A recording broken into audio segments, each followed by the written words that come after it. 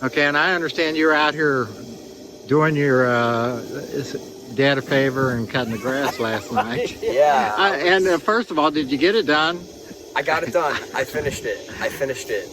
It luckily I already mowed where they had taped it off. So I just had to mow the back after it crashed. But I was mowing here around 4:30, and I was right over there behind that tree, and I heard a noise, and I thought that a car had hit a mailbox, but quickly realized it wasn't a car, and it came right down, flew in, it nailed the post, the light post, spun around, hit the mailbox, and then spun up in the neighbor's front yard.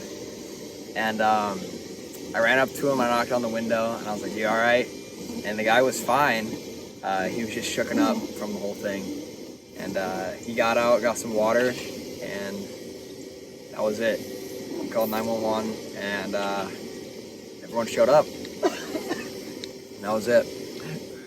Where'd you get that training to go in to help instead of fleeing the scene and being afraid?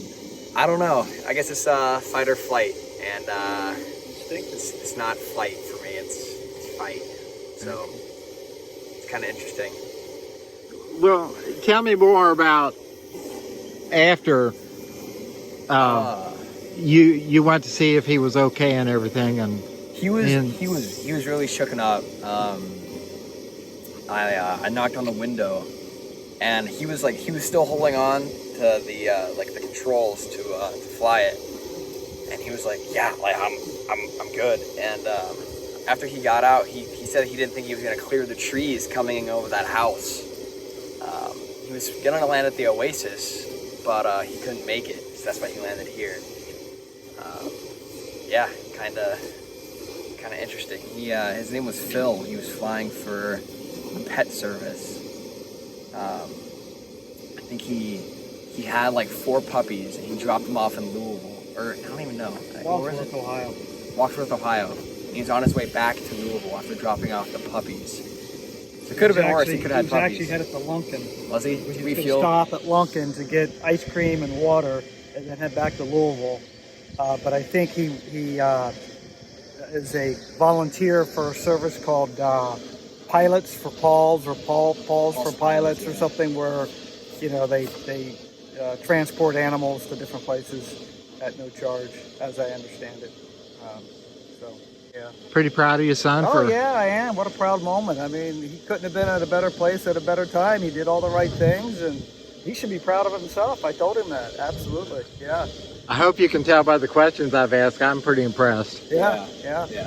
So, yeah, he did all the right things. He hid behind the tree and waited for the propeller to stop and run over there. And, he didn't put himself in any danger. He made sure the plane came to a complete stop and knocked on the window and offered help. I mean, what more can you do, right? Mm-hmm. So, yeah, I am proud of it.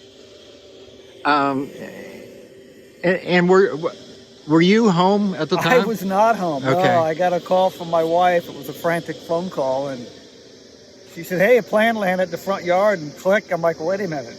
Does that mean anybody was injured? Does that mean there was damage to the house?" So then I called my daughter, who didn't answer. And then I called Alex, and then he's like, "Oh, no, it landed in the neighbor's yard." I'm like, "Well, is everybody okay?" "Yeah, everybody's okay." "Well, what about the pilot?" "Pilot's fine." "Any damage to any houses?" "No." I'm like, "Well, okay." So I came home and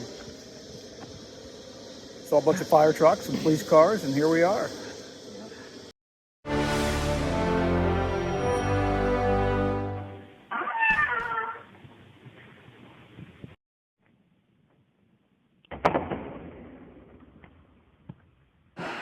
Now we're cooking with gas. Yeah, we are.